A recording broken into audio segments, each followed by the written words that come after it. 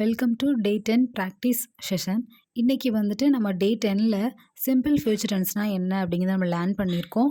Already நம்ம simple present tense, simple past tense ரெண்டுமே learn பண்ணியாச்சு. இன்றைக்கி சிம்பிள் ஃபியூச்சர் டென்ஸ் லேர்ன் பண்ணியிருக்கோம். அதுலேயே 2 forms like will and going to, இந்த ரெண்டுமே லேர்ன் பண்ணியிருக்கோம். எது எதுக்காண்டி யூஸ் பண்ணணும், எந்த இடத்துல யூஸ் பண்ணணும், அந்த மாதிரி கூட நம்ம லேர்ன் பண்ணியிருக்கோம். ரெண்டுக்கும் டிஃப்ரென்ஸ் கூட நம்ம அந்த கிளாஸில் லேர்ன் பண்ணியாச்சு. அண்ட் நெகட்டிவ் சென்டென்ஸ் எப்படி க்ரியேட் பண்ணணும், கொஸ்டின் பேட்டர்ன் எப்படி க்ரியேட் பண்ணணும், அதுக்கு communication tips, reading practice, daily vocabularies எல்லாமே நான் அந்த கிளாஸில் அந்த வீடியோ எல்லாத்துலேயுமே அப்லோட் பண்ணிட்டேன்.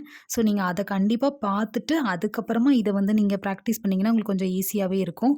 அண்ட் வில் கோயிங் டு, இந்த ரெண்டுக்குமே செப்பரேட் கொஸ்டின்ஸ் நான் அப்லோட் பண்ணலை, சேர்ந்து ரெண்டுமே மிக்சடாகி தான் கொடுத்துருக்கேன். ஸோ நீங்கள் தான் அந்த சென்டென்ஸை தமிழில் உள்ளதை ரீட் பண்ணி அதில் எதுக்கான கரெக்டான ஆன்சர் அப்படிங்கிறது நீங்களே தான் ஓனாக சேஞ்ச் பண்ணணும்.